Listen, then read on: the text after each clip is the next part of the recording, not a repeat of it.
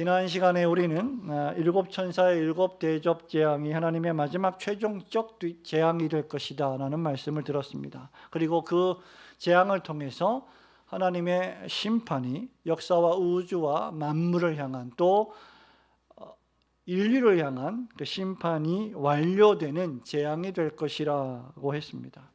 오늘 우리가 살펴보는 요한계시록 16장은 그 최종적 재앙인 일곱 천사의 일곱 대접 재앙이 차례대로 본격적으로 쏟아지는 장면을 기록하고 있습니다. 사도 요한은 1절에 보니까 성전에서 나는 큰 음성을 들었다라고 했습니다. 그 음성은 일곱 천사에게 너희는 가서 하나님의 진노의 일곱 대접을 땅에 쏟으라는 음성이었습니다. 우리는 이미 지난주에 이 15장을 살펴보면서 일곱 천사들이 일곱 대접을 각기 받았다는 것을 본 적이 있습니다. 이전 장의 15장 8절에 따르면 하나님의 영광과 능력으로 말미암아 성전에 연기가 가득 차매 이 일곱 재앙이 마치기까지는 그 누구도 성전에 능히 들어갈 자가 없더라고 했습니다. 그러므로 지금 이 성전에서 나는 큰 음성의 소리는 아무도 들어갈 수 없는 그 성전의 음성의 소리는 의심의 여지 없이 전능하신 여호와 하나님의 음성이었습니다. 이사야 66장 6절에 따르면 선지자 이사야는 목소리가 성전으로부터 들리니 이는 여호와께서 그의 원수에게 보응하시는 목소리라고 예언한 바 있습니다. 그러므로 우리는 우선 이 재앙이 전능하신 하나님께서 일곱 천사들에게 이 역사에 시행하라고 명령한 말씀임을 기억해야 합니다. 전능하신 하나님이 천사들에게 하나님의 진노의 일곱 대접을 땅에 쏟으라고 명령을 내리자마자 무섭게 천사들이 일제히 순서대로 대접을 땅에 쏟았습니다. 이는 하나님의 심판의 명령이 확실하며 천사들이 일제히 순종해야만 할 전능자의 명령임을 잘 보여줍니다. 하나님께서 말씀하시고 하나님께서 명령하시면 하늘과 땅이 귀를 기울일 수밖에 없고 천사들은 즉시 그 명령에 순종할 수밖에 없는 것입니다. 오늘 이 본문의 말씀을 통해서 이 일곱 대접의 재앙이 무엇을 의미하는지를 몇 가지 살펴보려 합니다. 우선 첫째로 일곱 대접 재앙은 하나님의 심판이 궁극적으로 의로우시며 선하시다는 사실을 우리에게 선포해 주고 있습니다. 우리 5절과 6절 말씀을 함께 보겠습니다. 내가 들으니 시작. 내가 들으니 물을 차지한 천사가 이르되 전에도 계셨고 지금도 계신 거룩하신 이여 이렇게 심판하시니 의로우시도다. 그들이 성도들과 선지자들의 피를 흘렸으므로 그들에게 피를 마시게 하신 것이 합당하니이다 하더라. 아멘. 7절도 보니까 또 내가 들으니 제단이 말하기를 그러하다 주 하나님 곧 전능하신 이시여 심판하시는 것이 참되시고 의로우시도다 하더라. 이렇게 5절, 6절, 7절에 걸쳐서 무려 3번이나 반복하여 의로우시다, 합당하시다, 마땅하시다는 표현을 하고 있습니다. 요한은 본격적으로 일곱 천사들이 차례대로 쏟는 대접 재앙을 묘사하기 시작합니다. 그리고 이 대접 재앙들은 여러분이 이미 알아차리셨듯이 구약시대 이스라엘 백성들을 보내지 않았던 애굽 제국의 모세를 통하여 내리시던 10가지 재앙과 흡사한 모습을 가지고 있습니다. 우선 첫째 천사가 대접을 쏟자 짐승의 표를 받고 우상에게 경배하던 자들에게 악하고 독한 종기가 났다고 했습니다. 우리는 욥기를 통해서 욥이 걸린 이 질병의 종기가 얼마나 참혹했던 것인지를 잘 알고 있습니다. 이것은 애굽에 내린 6번째 재앙과 같습니다. 하나님의 언약의 말씀에 따라 살지 않는 자들에게 임하는 불신앙의 심판입니다. 둘째 천사가 대접을 쏟자 3절에 보니까 바다가 죽은 자의 피로 변했다고 했습니다. 성도 여러분, 바다는 지상의 모든 생명체들 또 바다에 있는 모든 생명체들이 살아갈 수 있는 물을 공급하는 근원입니다. 그런데 그 바다가 피로 물들었다는 것은 생명체가 전혀 살아갈 수 없다는 것을 의미합니다. 바다의 생명체들이 더 이상 살 소망을 잃어버리는 심판을 뜻합니다. 4절에 보면 셋째 천사가 대접을 강과 물 근원에 쏟자 그 모든 강과 물이 또다시 피로 변했습니다. 여러분은 출애굽기를 통해서 애굽의 나일강을 피로 물들게 한 첫 번째 재앙이 무엇을 의미하는지를 알고 계실 것입니다. 사람이 살아가는 데 있어서 강과 물은 필수적입니다. 여러분들이 단 하루라도 물을 마시지 않으면 갈증을 느낄 것이고 며칠이 지나고 몇 주가 지나면 아마 살 수 없어 죽게 될 것입니다. 그런데 그 강과 그 물의 근원도 피로 변한다는 것은 사람을 포함한 모든 생명체들이 더 이상 살아갈 수 없다는 것을 의미합니다. 넷째 천사가 8절 9절에 대접을 쏟자 해가 권세를 받아 불로 사람들을 태웠다고 했습니다. 구약 성경의 불은 하나님의 강력한 심판을 상징합니다. 하나님을 대적하고 불경건하게 살아가는 자들을 향한 심판이지요. 10절과 11절에 보면 다섯째 천사가 대접을 짐승의 왕좌에 쏟자 그 나라가 곧 어두워지고 사람들이 자기가 아파서 자기의 혀를 깨무는 재앙이 임했습니다. 몸이 얼마나 아프면 자기의 혀를 깨물어버리는, 자기의 몸을 깨물어버리는 엄청난 재앙이 임한 것입니다. 이는 애굽에 내리는 9번째 흑암의 재앙과 유사합니다. 여기 짐승의 왕좌란 하나님의 왕권을 대적하는 불신앙의 왕권을 가리킵니다. 그 왕권에 흑암이 덮칠 것이라는 예언의 말씀입니다. 이상 5개의 대접 재앙의 결론이 무엇입니까? 하나님을 경외하지 않고 하나님의 나라를 위하여 살지 않고 자기 왕국을 세우며 자기의 배를 위하여 살고 자신에게 경배를 요구하는 타락한 이 세상을 하나님께서 반드시 심판하신다는 것을 우리에게 알려줍니다. 그 심판의 이유는 크게 2가지입니다. 하나는 세상에 속한 자들의 불신앙과 우상 숭배입니다. 다른 하나는 그 불신앙과 우상 숭배의 죄를 끝까지 회개하지 않고 하나님을 비방하며 영광을 돌리지 않은 죄입니다. 이들은 그렇게 살면서 하나님을 경외하는 자를 핍박하고 교회를 판단하고 그들을 박해하고 정죄했습니다. 여러분들이 오늘 교회다운 교회 제3장을 공부할 차례인 줄 잘 아실 텐데 그 3장의 제목이 참된 교회와 거짓된 교회입니다.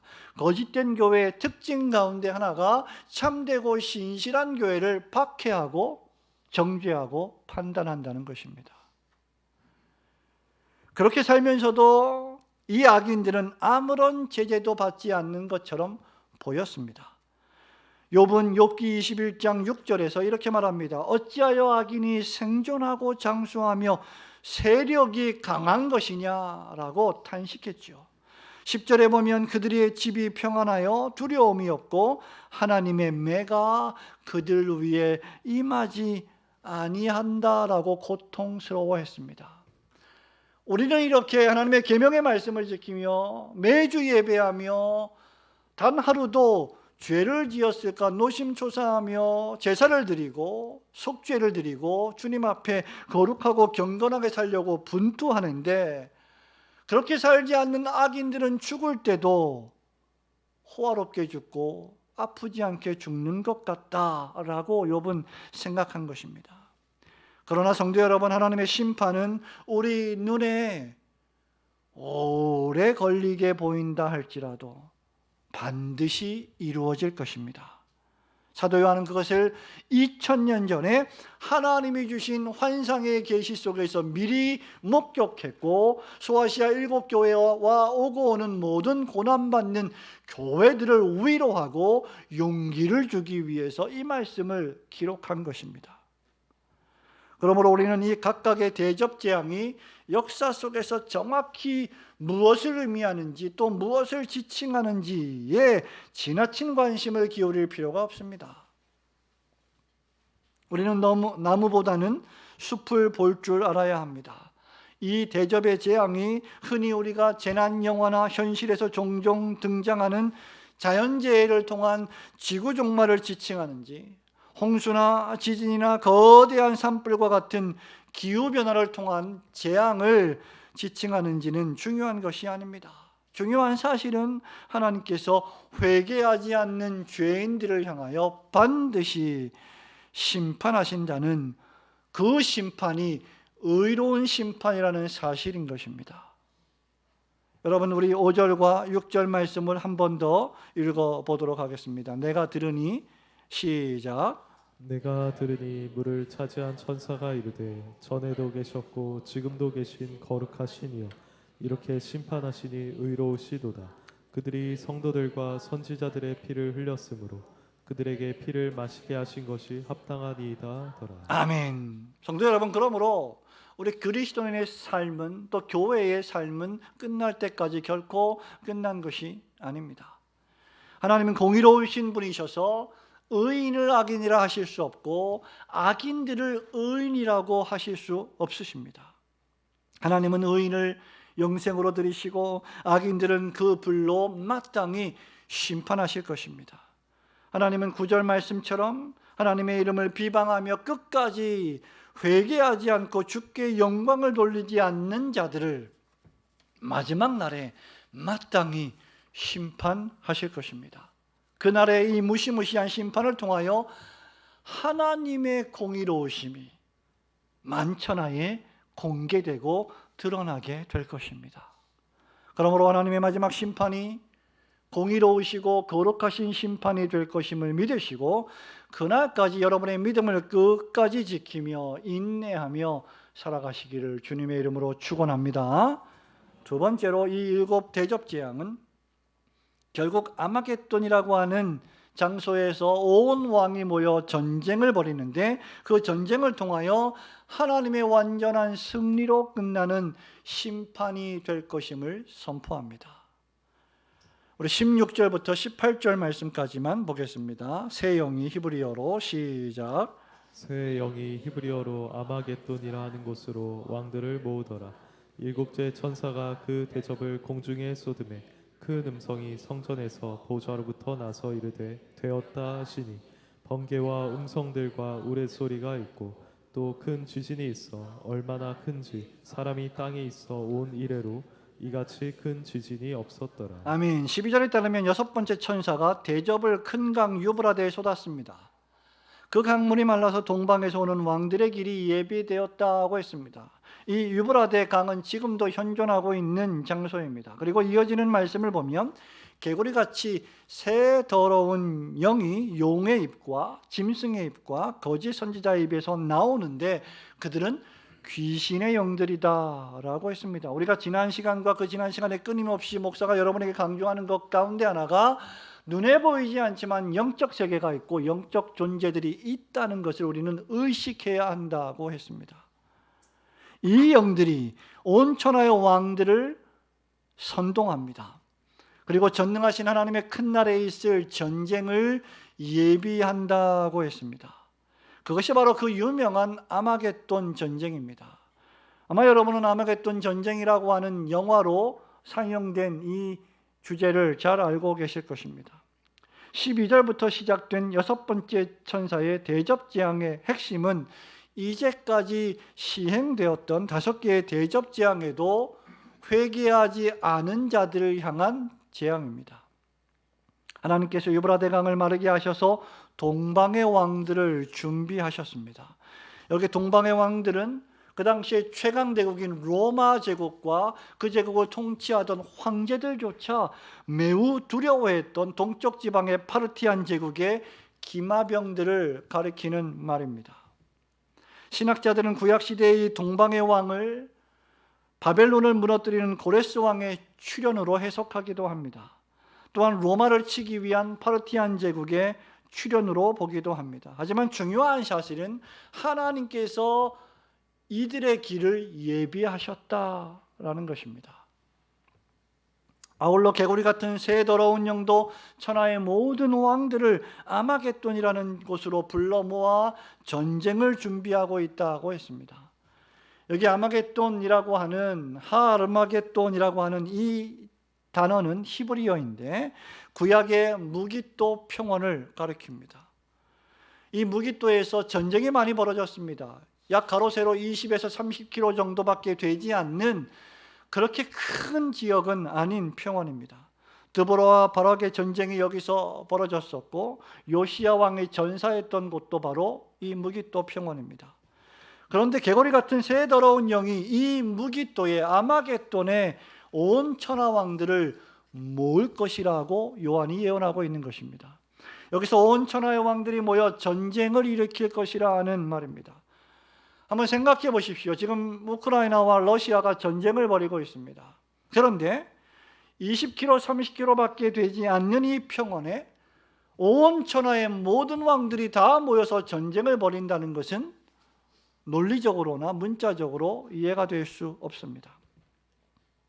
그러므로 우리는 이 말씀을 요한계시록을 해석하는 여러 방법 가운데 하나인 상징적 해석과 비유적 해석으로 바라보아야 할 것입니다. 하나님께서 5번째 대접재앙을 쏟을 때 짐승의 왕좌에 쏟는다고 했고 그 나라들이 곧 어두워진다고 했습니다. 이 짐승의 나라들은 역사적으로 보면 구약시대와 신약시대를 통틀어서 하나님을 대적하는 그 자체로 신이 되는 우상의 나라들인데 바로 애굽, 아수르, 바벨론, 페르시아 그리고 신약의 헬라와 로마 제국이었습니다. 그리고 이제 이 모든 날 마지막에 짐승의 왕좌는 개구리 같은 새 더러운 영이 선동하고 있는 죄와 악의 모든 나라들을 통칭합니다. 하나님을 대적하는 모든 왕권들, 하나님을 대적하는 모든 나라들, 민족들이 바로 이 개구리 같은 새 더러운 영이 선동하는 어두움의 왕자들이 되는 것입니다. 어떤 이들은 그 나라를 가리켜 공산주의 정권이라고 해석할 수도 있을 것이고 우상을 숭배하는 나라들이나 적그리스도와 같은 종교가 지배하는 나라들이라고 말할 수 있을 것입니다. 하지만 중요한 것은 이제 이 모든 나라들이 마지막 날에 다 함께 모여 전쟁을 벌이려고 무기또에 총집결한다는 것입니다. 그렇다면 이 전쟁은 최후의 전쟁이 아닐 수 없습니다. 최후의 전쟁으로서 하나님께서 유브라데 강에 강물을 마르게 해서 동쪽에 있는 왕들을 불러 모으기 위하여 허락하신 전쟁일 것입니다. 그러므로 우리는 이 전쟁을 하나님과 사단의 전쟁, 그리스도와 적그리스도의 전쟁, 선과 악의 전쟁이며 신앙과 불신앙의 전쟁이라고 말할 수 있을 것입니다. 이 전쟁은 예수 그리스도께서 다시 오시는 재림 직전에 벌어질 전 우주적이며 영적인 전쟁이 될 것입니다. 하지만 이 전쟁은 18절에 보니까 7째 천사가 이제 마지막 대접을 공중에 쏟자 번개와 음성들과 우레소리와 큰 지진이 일어난 후에 큰 성 바벨론이 하나님의 맹렬한 진노의 포도주 잔을 받아 각 섬도 없어지고 산악도 간데없이 사라짐으로 말미암아 여호와 하나님께서 승리하시는 전쟁이 될 것입니다. 21절에 보면 그 7번째 대접재앙이 쏟아지자 무게가 약 1달란트가 되는 우박이 하늘에서 떨어진다고 했습니다. 무게가 약 1달란트가 된다고 하는 이 무게는 약 60kg의 무게를 뜻합니다. 여러분 한번 생각해 보시기 바랍니다. 60kg이나 되는 우박이 하늘로부터 사람들에게 떨어져 사람들이 죽게 될 것입니다. 하나님을 비방하는 사람들이 최후를 맞이하게 될 것입니다. 조그만한 구슬 같은 우박이 하늘에서 떨어져도 그 우박에 맞으면 심각한 부상을 당할 텐데 60kg나 되는 우박이 떨어진다면 그야말로 재앙 중에 재앙이 아니겠습니까? 이 말씀은 불신 세력과 악의 세력을 향한 하나님의 심판이 그만큼 철저하며 무시무시한 것임을 알려주는 말씀입니다. 결론적으로 말씀드리면 마지막 종말의 시대에 온 세상은 개구리같이 돌아온 새 영이 온 천하의 왕들을 선동하여 그리스도와 교회를 박해하게 될 것입니다. 성도들로 하여금 하나님을 부인하게 하며 때때로 믿음에서 떠나도록 유혹하게 될 것입니다. 그들은 불의를 행하고 악을 행하면서도 배가 부르고 죽을 때도 행복해 보입니다. 그래서 그러한 사람들을 우리 신자들이 바라볼 때에 하나님을 믿는 것이 과연 의미가 있을지, 과연 이것이 정말 바른 길인지를 의심하게 만드는 유혹을 주기도 하는 것입니다. 그러나 하나님은 마지막 심판을 통하여 그리스도의 교회를 박해하고 성도들을 괴롭게 한 이 악한 세상을, 온 세상의 사람들이 단 한 번도 본 적이 없는 가장 큰 번개와 천둥과 큰 음성과 지진으로 반드시 심판하실 것입니다. 그날의 그리스도의 교회와 성도들은 그리스도와 함께 승리하게 될 것입니다.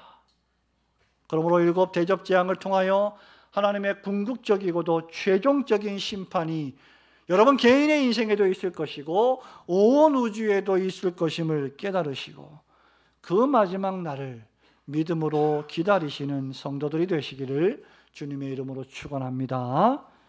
마지막으로 이 일곱 대접 재앙은 누구든지 깨어서 자기의 믿음을 지키라고 하는 경고인 동시에 신자들을 향한 위로의 말씀입니다. 15절 말씀을 한 절 보겠습니다. 같이 읽습니다. 보라 내가 시작. 보라 내가 도둑같이 오리니 누구든지 깨어 자기 옷을 지켜 벌거벗고 다니지 아니하며 자기의 부끄러움을 보이지 아니하는 자는 복이 있도다. 아멘.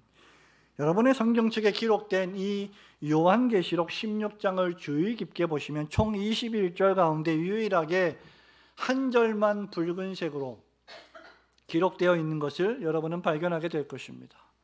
저는 성경에 예수님이 하나님의 말씀을 붉은색으로 다른 말씀들과 구별시켜 놓은 것을 그렇게 긍정적으로 보지는 않습니다. 바람직하게 생각하지도 않습니다. 모든 말씀이 하나님의 말씀이요 모든 말씀이 성령의 영감으로 기록된 말씀이기 때문입니다. 그러나 확실히 15절 말씀은 예수 그리스도의 말씀이십니다. 이 말씀은 바울이 데살로니가 교회 교인들에게 전한 말씀에도 등장합니다. 아시는 바와 같이 데살로니가 전후서는 바울의 종말론이라고 했습니다. 종말을 살아가는 그리스도인들이 어떻게 그 하루하루를 살아가야 할지를 교훈한 말씀인데 데살로니가 전서 5장 1절과 2절에 이렇게 기록이 되어 있습니다. 형제들아, 때와 시기에 관하여는 너희에게 쓸 것이 없음은 주의 날이 밤에 도둑같이 이룰 줄을 너희 자신이 자세히 알기 때문이라. 주의 날이 밤에 도둑같이 임하게 될 것이다. 왜냐하면 데살로니가 교회 교인들 중에 또는 그 지역에 예수 그리스도께서 더 이상 오시지 않을 것이라고 하는 의심이 있었고 주님의 재림이 존재하지 않는다는 그러한 낙관주의가 있었기 때문입니다. 그러나 주의 날은 도둑같이 예측할 수 없는 시간에 임하게 될 것이라고 바울이 말하고 있습니다. 그러면서 4절에 형제들아 너희는 어둠에 있지 아니하며 그날이 도둑같이 너희에게 임하지 못할 것이라고 말씀했습니다. 그러니 주의 날은 도둑같이 임하게 될 텐데 너희에게는 그날이 도둑같이 임하는 날이 되지는 않을 것이다. 그 말씀이죠.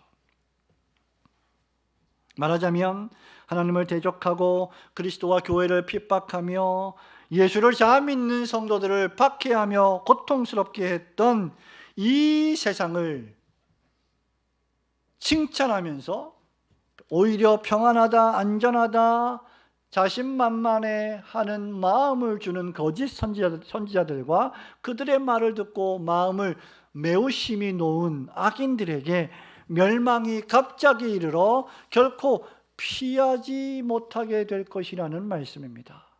그러나 그리스도께 속한 참된 교회와 성도들은 주의 날이 그렇게 임하지 않는다는 위로의 말씀입니다. 성도 여러분, 어떤 도둑이 여러분의 집에 도둑이 찾아오는데 몇 월 며칠 몇 시 몇 초에 내가 방문하겠다라고 미리 예고하고 가는 도둑이 있겠습니까? 도둑은 예고 없이 찾아옵니다.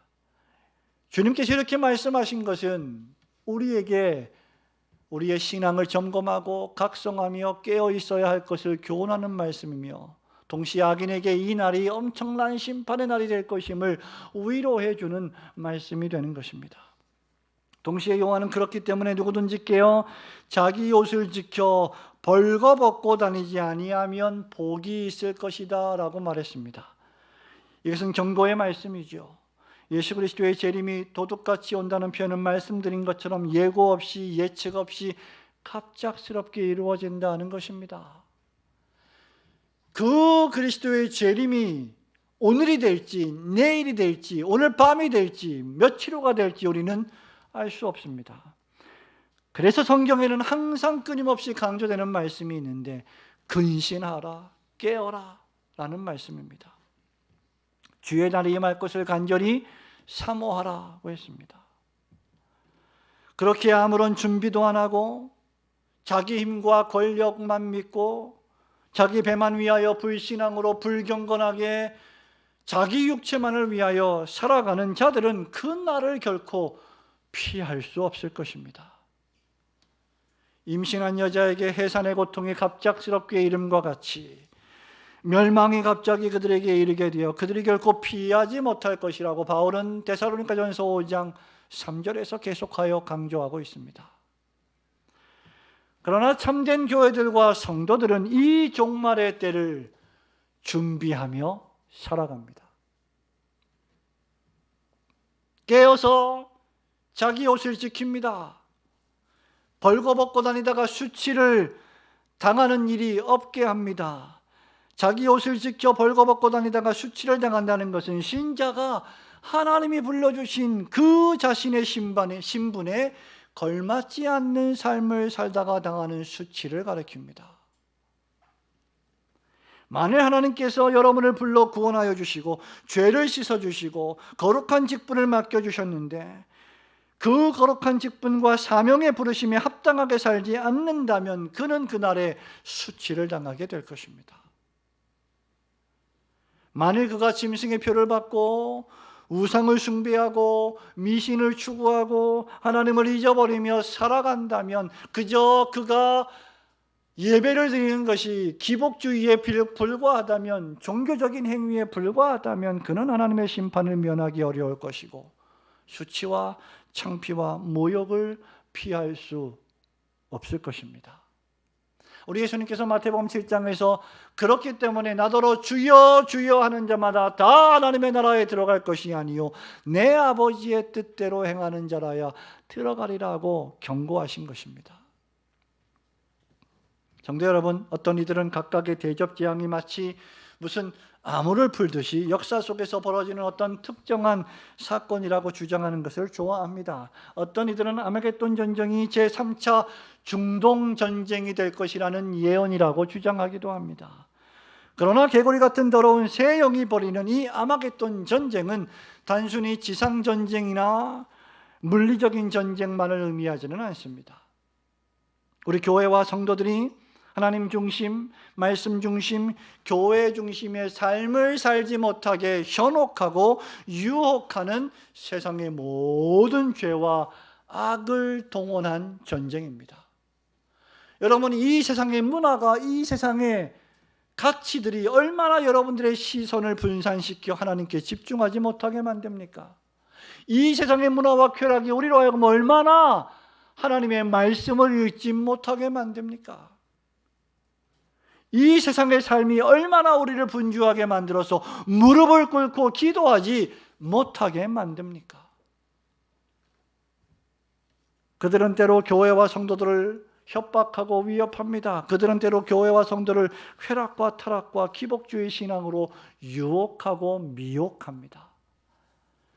7개의 대접재앙이 지금 묘사되고 있지요. 그런데 그 가운데 갑자기 15절 말씀이 기록된 것은 결코 우연이 아닙니다. 온 세상 천하의 왕들이 아마겟돈에 모여서 전쟁을 준비할 때가 바로 교회가 만난 위기요, 성도가 만난 가장 위험한 때이기 때문입니다. 그렇게 바울이 데살로니가 교회 교인들에게 주의 날이 도둑같이 이를 것이라 말한 것처럼 참된 교회와 성도들은 이 위험한 시기에 영적 전쟁의 나팔 소리들이 들릴 때 깨어 있어야 합니다. 근신해야 합니다. 자기 옷을 지켜야 합니다. 졸거나 잠자고 있지 않아야 합니다. 믿음을 지켜야 합니다. 바울의 표현대로 하면 항상 기뻐하며 쉬지 않고 기도하며 범사에 감사함으로 그리스도 예수 안에 있는 하나님의 뜻을 이루어 가야 합니다. 베드로의 말씀대로 하자면 베드로는 이렇게 말했습니다. 베드로서 3장 10절이죠. 주의 날이 도둑같이 오리니 그 날에 하늘이 큰 소리로 떠나가고 물질이 뜨거운 불에 풀어지고 땅과 그 중에 있는 모든 일이 드러나리로다. 이 모든 것이 이렇게 풀어지리니 너희가 어떠한 사람이 되어야 마땅하냐? 거룩한 행실과 경건함으로 하나님의 날이 임하기를 바라보고 간절히 사모하라. 그 날에 하늘이 불에 타서 풀어지고 물질이 뜨거운 불에 녹아지려니와 우리는 그의 약속대로 의가 있는 곳인 새하늘과 새 땅을 바라보도다. 이 날이 믿음이 없는 자들에게는 허무맹랑한 공상과학 소설처럼 들리겠지만 하나님의 영을 받은 신자들은 이 날은 현실이 될 것입니다. 자기 믿음을 지키고 이 세상이 전부인 것처럼 살지 않으며 우리의 시민권이 하늘에 있음을 깨닫고 새하늘과 그 새 땅을 바라보며 하루하루를 의식하며 살아가는 사람들이야말로 주의 날을 준비하며 살아가는 신실한 성도들일 것입니다. 마지막 종말의 날에 하나님의 최종적 심판이 있음을 깨달으시고 여러분의 믿음의 옷을 지켜 근신하고 깨어 하나님 나라와 주님의 몸된 교회를 더욱 섬기시는 성도들이 되시기를 주님의 이름으로 축원합니다. 사랑하는 우리 올고등교회 성도 여러분, 말씀을 맺습니다. 그러면 이제 우리는 어떻게 살아야 하겠습니까? 주님의 재림이 예기치 않은 때에 임할 것이기 때문에 그 예기치 않은 재림을 준비하며 살아야 합니다. 넋을 놓고 시간이 가는 대로 아무 생각 없이 살아서는 안 될 것입니다. 그 재림을 준비하는 삶은 어느 사이비 이단 종말론주의자들이 그렇게 하는 것처럼 모든 재산을 처분하고 산으로 들어가고 도피하는 것은 아닐 것입니다. 그것은 준비가 아니라 도피입니다. 재림을 준비하는 삶은 내가 사는 지금 이 시간, 이 세상, 이 장소에서 우상을 숭배하지 않고 하나님만 섬기겠다는 결단입니다. 그렇게 하기 위해서는 분별력이 필요합니다. 왜냐하면 우상들은 우리에게 복락과 재산과 건강과 안전과 쾌락과 모든 세상의 기쁨으로 위장하여 우리를 유혹할 것이기 때문입니다. 교회를 다니고 복을 받아 그거 잘되는 교회, 참된 교회, 진실한 교회. 교회를 다니는데 고난이 임해 질병이 와 그거 이상한 거야. 이렇게 우리의 마음에 분별력을 흐리게 만들어줍니다. 그러므로 우리는 분별할 줄 알아야 합니다. 그렇게 분별하기 위해서 우리는 매주일마다 하나님의 말씀을 들어야 하며 그 말씀을 읽고 배우는 일에 부지런해야 합니다.